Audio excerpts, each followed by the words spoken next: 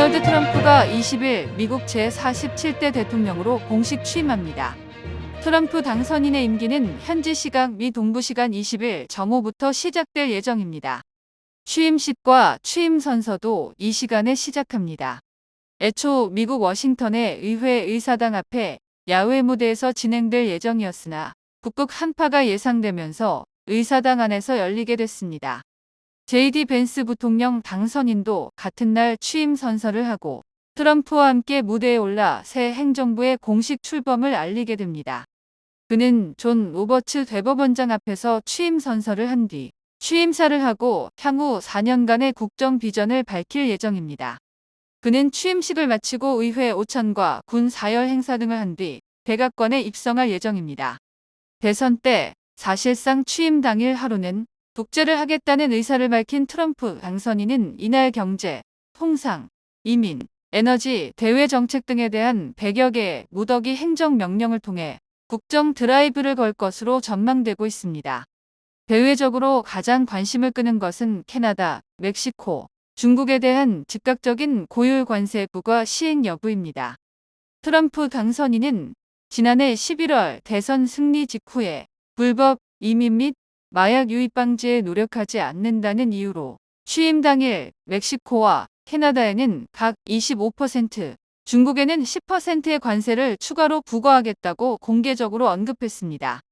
여기에 더해 트럼프 당선인은 모든 나라에 10% 내지 20%의 기본 관세, 중국에 대한 60%의 추가 관세 등도 공약했습니다. 나아가 관세 부과를 통해 제조업체들이 미국에서 물건을 만들 수밖에 없도록 해 한국을 비롯한 외국에서 제조업체들이 미국으로 대규모로 유입되도록 하겠다고 밝히기도 했습니다. 이를 위해 트럼프 당선인은 법적 절차에 상당한 시간이 소요되는 무역법이 아니라 국제경제비상권안법에 따라 경제 비상사태를 선포하고 속도전에 나설 것이란 전망이 나옵니다. 이런 움직임에 대응해 캐나다, 멕시코 등은 이미 보복관세 방침을 세운 상태로 트럼프 당선인이 실제 관세 부과에 나선다면 글로벌 통상 전쟁의 서막을 열면서 국제 무역 질서의 변화로까지 이어질 수 있습니다. 세계은행은 지난 16일 미국의 10%의 보편 관세 부과로 인해 통상 전쟁이 현실이 될 경우 올해 전 세계 경제 성장률이 2.7%에서 2.4%로 0.3%포인트나 감소할 수 있다고 경고한 바 있습니다. 트럼프 당선인은 우크라이나 전쟁을 복잡하게 하는 요인으로 북한의 참전 문제를 거론한 바 있습니다. 이 때문에 우크라이나 종전 협상 과정에 트럼프 2기 정부 내에서 북한 문제가 부상할 가능성이 있고 조기에 북미 간 대화나 정상 간 외교로 발전할 수도 있습니다. 그동안 트럼프 당선인은 북한 김정은 국무위원장과의 개인적 친분을 수차 강조해왔으며 특히 핵무기를 가진 북한 김정은 국무위원장과 잘 지내는 것이 좋다는 언급한 바 있습니다. 이와 관련 트럼프 당선인의 피트 헤그세스 국방부 장관 후보자는 북한을 핵보 유국으로 지칭하기도 해 트럼프 정부의 대북 정책과 북핵 해법이 주목되고 있습니다. 트럼프 당선인은 이른바 부자 나라인 한국에 대해서는 방위비 분담금 증액을 다시 압박할 것으로 전망됩니다. 대의원 공약은 아니나 트럼프 당선인은 대선 승리 뒤 파나마운화 반환, 덴마크 자치령 그린란드 및 캐나다, 미국 편입 방침을 밝혔습니다. 그는 그 방법으로 경제적 강압은 물론武력 사용 가능성도 시사했는데 실제 현실이 될 경우 엄청난 국제적 파장이 예상됩니다. 미국 내 산업정책 측면에서 트럼프 당선인은 전기차 의무화 정책을 취임 첫날 폐기하겠다는 방침을 밝혔습니다. 여기에다 트럼프 당선인은 반도체 지원법에 따른 투자에 대한 지원도 불필요하다는 입장입니다. 제조업 유치 전략과 마찬가지로 해외 생산에 대해 관세를 매기면 보조금을 주지 않아도 된다는 게 트럼프 당선인의 논리입니다. 만약 전기차 및 반도체 지원 등의 정책이 바뀔 경우 현대차, 기아, 삼성전자, SK하이닉스 등 바이든 정부에서 막대한 대미 투자를 한 한국의 기업도 영향을 받게 됩니다. 이와 함께 트럼프 당선인은 대규모 불법 이민자 추방, 출생 시민권 제도 폐기, 석유 시추 등 에너지 개발 허용 등의 정책도 취임 즉시 시행하겠다고 공언한 상태입니다. 윤석열 대통령에 대한 구속영장이 발부됐습니다. 현직 대통령에게 구속영장이 발부된 것은 이번이 처음입니다. 19일 서울서부지방법원 차은경 부장판사는 12.3 비상계엄 선포로 내란 우두머리 혐의가 적용된 윤 대통령의 구속영장을 발부했습니다. 차 부장판사는 증거를 인멸할 염려가 있다며 영장 발부 이유를 설명했습니다.